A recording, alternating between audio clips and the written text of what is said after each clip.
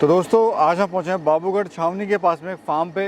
Basically HF dairy farm है। उसके जो संचालक है, ऑनर है, वो मल्टीनेशनल कंपनी में जॉब करते हैं। जॉब के साथ साथ ही यहाँ पर अपना खुद का बिजनेस एंड डेयरी फार्म इन्होंने स्टार्ट किया हुआ है। तो आज की इस वीडियो में हम आपको बताने वाले हैं आप कैसे कम खर्च में या फिर डेयरी फार्म आपके अगर शुरू करना चाहते हैं तो कैसे 2025 में या 2026 में शुरू कर सकते हैं। और सर का एक्सपीरियंस मैं आपको इस वीडियो में देने वाला हूँ। सर नमस्कार। नमस्कार जी। कैसे हो सर? मैं बढ़िया। थोड़ा सा सर अपना परिचय दीजिए पहले तो, आपका फार्म वगैरह कहाँ पर है? मेरा नाम हिमांशु शर्मा है और मैं नोएडा का निवासी हूँ। हमारा फार्म हापुड़ में है और हमारा गांव का नाम है बचलौता। तो सर थोड़ा सा बैकग्राउंड के बारे में मुझे बताइए। बाय एजुकेशन मैंने मास्टर्स इन कंप्यूटर एप्लीकेशंस किया है। मेरे को 15 साल का वर्किंग एक्सपीरियंस है और पिछले 4 साल से हम जो है डेयरी फार्मिंग कर रहे हैं। आइए हिमांशु जी बात करेंगे पूरी अंदर चल के। तो सर ये डेयरी फार्म का आपको शौक कैसे लगा? डेयरी फार्म जॉब के साथ साथ एक साइड बिजनेस रेगुलर अर्निंग के पॉइंट ऑफ व्यू से हमने स्टार्ट किया था जी, और अभी हम उसी को ही आगे बढ़ा रहे हैं। हम देख रहे हैं सर आपके यहाँ पर बेसिकली गाय हैं जिसमें एचएफ और साथ में आपके पास देसी है। गाय का चुनाव आपने किया, भैंस का चुनाव आपने नहीं किया, बल्कि ये जो बेल्ट है पूरी इसे भैंस की बेल्ट है। यहाँ पर लोग जो है भैंस का दूध ज़्यादा प्रेफर करते हैं। हाँ, गाय भैंस के प्रति भैंस से कंपेयर अगर हम करते हैं, गाय का दूध जो है ह्यूमन कंजम्पशन के लिए बेहतर है और quantity of milk we get from cow is much more than buffalo. Buffalo का दूध में फैट ज़्यादा होता है और it is related to some of the health disease as well. और इसको सर संचालन करते हुए कितना समय आपको हो गया इस फार्म को? सन 2020 में हमने स्टार्ट किया था और आज हम 2025 में हैं, तो ऑलमोस्ट 4.5 साल हो चुके हैं।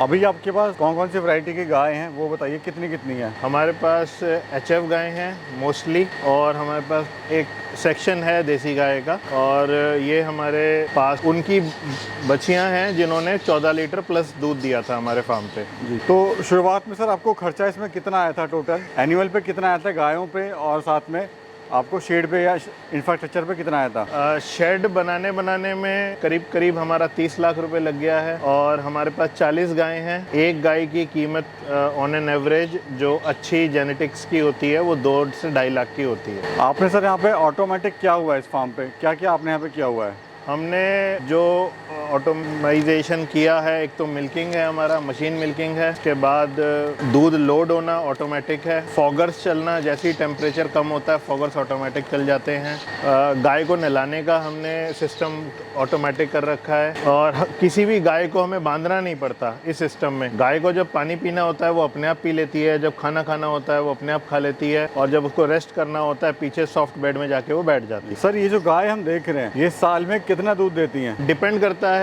ब्रीड के ऊपर, बट एक अच्छी गाय जो होती है एक साल में 8 से 10 हज़ार लीटर दूध दे सकती है। तो अगर हम बात करें सर, ये जो गाय है मिनिमम कितना दूध देती है आपके फार्म पर, और मैक्सिमम कितना तक ये दूध देती हैं? सर्दियों में इनका पीक यील्ड आता है। सर्दियों में हमने 47 लीटर तक एक गाय से लिया हुआ है, और गर्मियों में इनका जो है दूध का प्रोडक्शन कम हो जाता है क्योंकि हीट स्ट्रेस ज़्यादा होता है इनको। तो उसको दूर करने के लिए हमने डेयरी फैंस लगाए हैं, स्प्रिंकलर लगाए हैं, फॉगर लगाए हैं। दिन में 2 बार 3 बार हम सबको नहलाते भी हैं जिससे इनका हीट स्ट्रेस कम हो सके। ये सामने लगे हुए हैं सर पंखे आपके? यस, डेयरी फैंस लगा रखे हैं हमने, और इधर ये फॉगर भी लगे हुए हैं। फॉगर्स भी लगा रखे हैं हमने। सर अभी बात करें कितना दूध डेली का प्रोडक्शन आपके फार्म पे? अभी हमारे फार्म पे 400 लीटर के आसपास प्रोडक्शन। और कितने टाइम सर मिल्किंग होती है आपकी? कुछ गायों की 3 टाइम होती है, कुछ गायों की 2 टाइम मिल्किंग होती है। और दूध आप सर कहाँ सेल कर रहे हैं? पहले हम डोर टू डोर करते थे 3 साल, और पिछले 1 साल से हम बल्क में एज ए OEM सप्लायर, एक रेप्यूटेड डेयरी फार्म है, उनको दे रहे हैं। और क्या रेट का सर ये दूध जा रहा है? हम उनको दूध को चिल करके 3 डिग्री पे ठंडा करके 45 रुपीज़ लीटर में दे रहे हैं। इसमें सर साल में भी क्या दूध का रेट ऊपर नीचे होते हैं या फिर फिक्स रहते हैं? हमारा एग्रीमेंट है तो हमारा रेट फिक्स है। दूध की क्वालिटी, दूध का fat, we have to maintain that. और पेमेंट वगैरह सर जो होती है वो कैसे होती है? पेमेंट हर 11वें दिन का प्रॉमिस होता है और 11 से 15 दिन के अंदर हो जाती है। अभी सर इस फार्म को बनाने में आपको खर्चा कितना आया था? इस फार्म को बनाने में ज़मीन छोड़ के हमारा 1 से 1.5 करोड़ रुपए लग चुके हैं। और अभी प्रॉफिट आप क्या ले रहे हैं सर? प्रॉफिट आता है, बट उस प्रॉफिट को हम दोबारा बिजनेस में पंप कर देते हैं। जैसे हमारे छोटे बच्चे हैं, हम अपनी नस्ल तैयार कर रहे हैं और ऑटोमेशन और ज़्यादा से ज़्यादा फार्म पे ला रहे हैं, जिससे हमारा जो काम है वो लेबर डिपेंडेंट ना हो, मशीन डिपेंडेंट हो जाए। सर अगर कोई 10 गाय से शुरू करना चाह रहा है तो क्या खर्चा आएगा और प्रॉफिट वगैरह उससे कितना ले लेगा? 10 गाय अगर शुरू करना चाहता है, इंफ्रा के ऊपर आपका 20 लाख रुपए लगेगा, जिसमें आपको मिल्किंग मशीन, शेड, गाय का सॉफ्ट बेड, हार्ड बेड, खुरली, ये सब बनाना पड़ेगा। और एक एवरेज अच्छी गाय की कीमत, जिसके जेनेटिक्स के बारे में आपको पता हो, 2 से 2.5 लाख की आती है। वो आपके फार्म पे आके 40 लीटर से ज़्यादा दूध देगी और आपको आगे आने वाले टाइम में फीमेल काफ भी देगी। तो मान के चलिए कि आपको 50 लाख रुपए चाहिए होंगे अगर आप 10 से 12 गायों का एचएफ फार्म स्टार्ट करना चाहते हैं। और प्रॉफिट क्या ले सकता है हर महीने सर उससे? 1 लीटर दूध पैदा करने की कीमत 26-27 रुपये होती है, और आप जिस रेट में आगे बेच पाते हैं वो आपका मार्जिन है। अगर मार्जिन मिनिमम से मिनिमम मार्जिन में हम लेते हैं सर, तो 10 से 12 रुपये हम बचा सकते हैं। तो अगर 10 रुपये हमने बचाए पर लीटर पे, तो कितना दूध सेल करके कितना मोर प्रॉफिट है? एक गाय ने अगर 40 लीटर दूध दिया तो आप कैलकुलेट कर सकते हो कि एक गाय से एक दिन में आप 400 रुपये बचा सकते हो। बट ये एक ऐसा फॉर्मूला नहीं है जो पूरे साल अप्लाई होता है। गाय ड्राई भी होती है, गाय बीमार भी होती है, गाय जब डिलीवर करती है तब दूध नहीं दे रही होती है वो। तो उन सब चीज़ों को एक एवरेज आउट करना पड़ता है कि एक दिन का profit it will not be converted into entire year. जी जी सर, शुरुआत में आपको इसमें समस्याएं क्या क्या आई थी जब आपने डेयरी फार्म स्टार्ट किया? बिकॉज आपको एक्सपीरियंस नहीं था, आप मल्टीनेशनल में जॉब कर रहे थे, अभी भी कर रहे हैं आप। समस्याएं तो बहुत आई। गाय का मैनेजमेंट हमें बहुत अच्छे से नहीं आता था, क्या खिलाना है, कितना खिलाना है, बैलेंस फीड क्या होती है, क्या सप्लीमेंट होते हैं, लेबर को कैसे टैकल करना है, मैनेज करना है, सप्लाई चेन दाने की, ग्रीन की कैसे आपको मैनेज और मेंटेन करनी है। तो वो सारे चैलेंजेस आए। But over the period of time हमने अब गाय अगर बीमार है तो दवाई भी हमने खुद करनी सीखी है। फीडिंग भी हमने अपना फीड बनाते हैं और गाय की ईल्ड के हिसाब से इनको फीड और सप्लीमेंट देते हैं। सर अभी हम ये देख रहे हैं यहाँ पे क्या चल रहा है ये? अभी हमारा फीडिंग का टाइम है, गायों की फीडिंग कर रहे हैं। फीडिंग में हम हरा डालते हैं, भूसा डालते हैं, दाना डालते हैं और सप्लीमेंट्स डालते हैं। तो ये खुद के ही खेत हैं आपके अपने? कुछ हरा हम अपने खेत में उगाते हैं जो प्योरली ऑर्गेनिक है, बिना किसी इंसेक्टिसाइड के, पेस्टिसाइड के।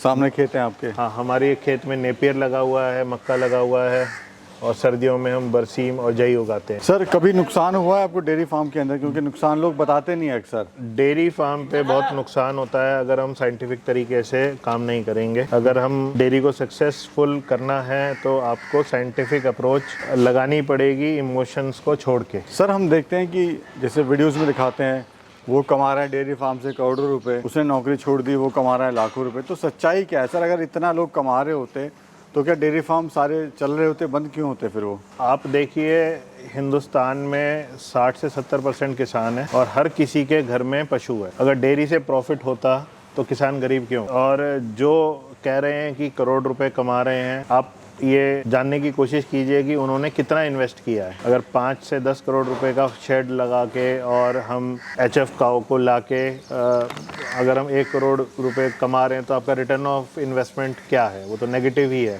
जी जी, उससे ज़्यादा तो आपको बैंक में इंटरेस्ट मिल सकता है।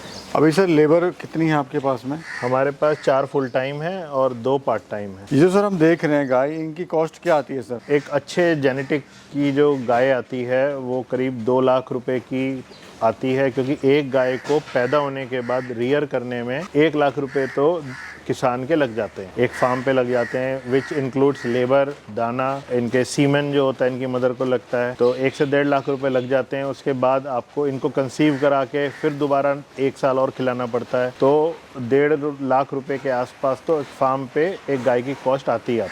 लंबा प्रोसेस है बेसिकली। 2 साल लग जाते हैं, बच्चा आता है, उसको गाय बना के उससे दूध लेने में। सर कितना समय आप देते हैं पूरे फार्म पर? फार्म के लिए तो 24 घंटे भी कम है। बहुत शार्प आपको ऑब्जर्वेशंस रखनी पड़ती हैं सारी एक्टिविटीज़ की।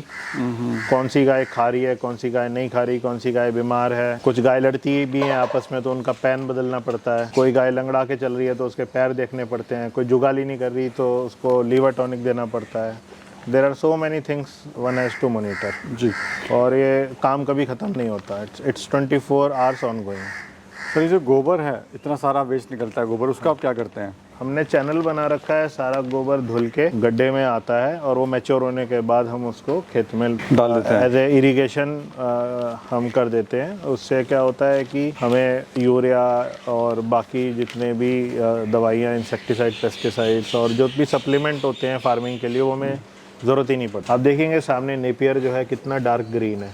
जी वो जी सिर्फ इसी वजह से है कि गोबर की खाद का पानी उसमें गया हुआ है। सर, अभी हम देखते हैं लोग जो हैं जॉब छोड़ के आ जाते हैं इसमें, लेकिन कहीं ना कहीं नुकसान उनको हो जाता है, जो सपने होते हैं वो पूरे नहीं हो पाते हैं। तो आप क्या कहना चाहते हैं ऐसे युवा साथियों से, या फिर जो डेयरी फार्म में आना चाहते हैं उनके लिए आप क्या कहना चाहते हैं? एटलीस्ट 1 से 2 साल आप लगाओ ट्रेनिंग पे और फार्म पे रह के सारे काम करके देखो एज ए ट्रेनी, जिसमें गोबर उठाना भी होगा, हरा काटना भी होगा, गाय का दूध निकालना भी होगा। और जब तक आप वो काम अपने हाथ से नहीं करोगे तब तक आपको पता ही नहीं चलेगा उसमें कितना एफर्ट जाता है। और बिना नो हाउ के आप कुछ भी करोगे तो बहुत सारे चैलेंजेस आएंगे। You may lose some cows, not able to get the full output from the cows, तो आपके लिए प्रॉफिट बुक करना मुश्किल होगा। मैंने काफ़ी ट्रेनिंग्स करी थी NDRI करनाल में, गुजरात में, कई फार्म्स घूमा हूँ 3 साल, उसके बाद जाके मैंने स्टार्ट किया। But still I am learning every day. बहुत बहुत शुक्रिया सर, आपने समय दिया और बहुत अच्छी जानकारी आपने हमारे